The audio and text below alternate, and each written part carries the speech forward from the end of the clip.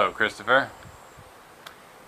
We are in a gazebo, and today I want to talk about bias. A bias is kind of like a leaning towards a certain side in like an argument or in a fight. People tend to lean towards the side which is closer to their own ideas, their own worldview, or their own identity, their own background. You have to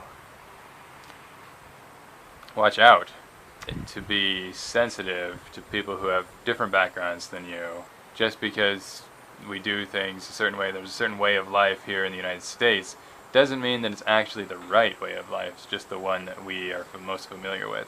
And so if I'm going to discuss the argument between evolutionism and creationism, and I'm going to say that evolution really did happen, I have to recognize that I'm biased in that I'm a Christian and I believe in God and that God did create the universe.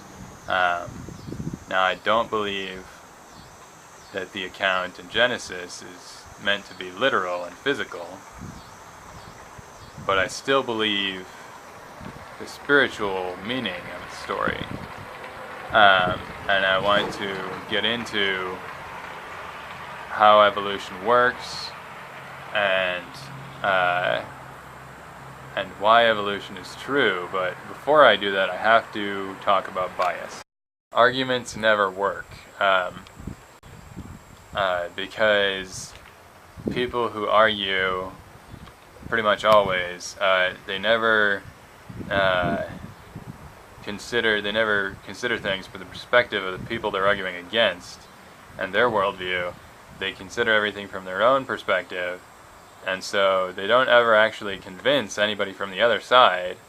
All they do is people who agree with them already listen to them and have their biases reinforced. Well, so if you want to actually convince people, you have to approach things considering their worldview, their perspective, and acknowledging the difference between your bias and their bias.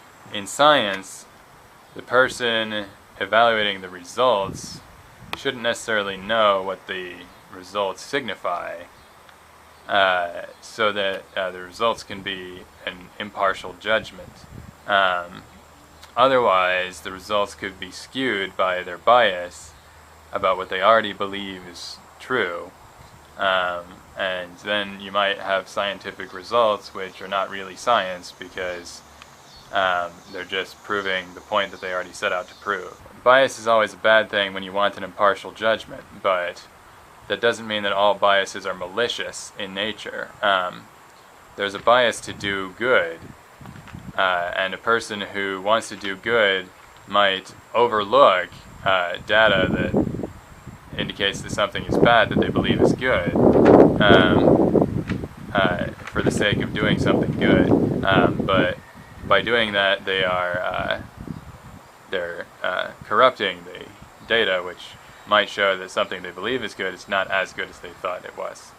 So, in other words, when we're doing science, we need to be impartial judges and recognize how our own biases affect our ability to make judgments.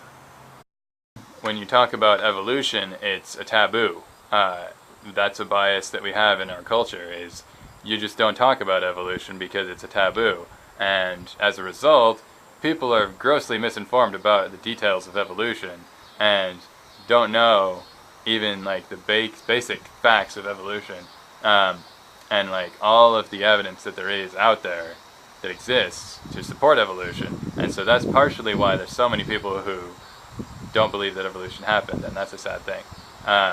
So I'm going to get into those details and facts next time. I presume that the people who are watching know something about the Bible, maybe, and that the Bible says that everything that's true is from God. And so if evolution is true, then evolution is from God, and evolution and God are on the same side.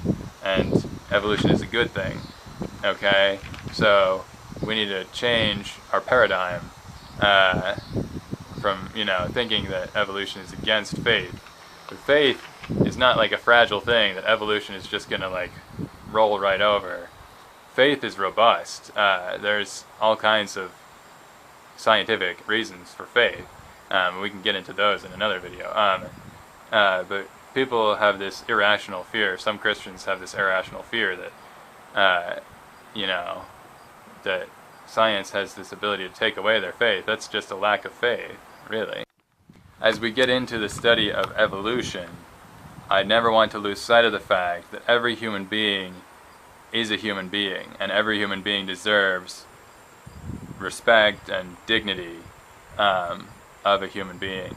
And yes, we are animals, but we are also more than that. We are humans. But that's all I've got this week. I'll see you next week.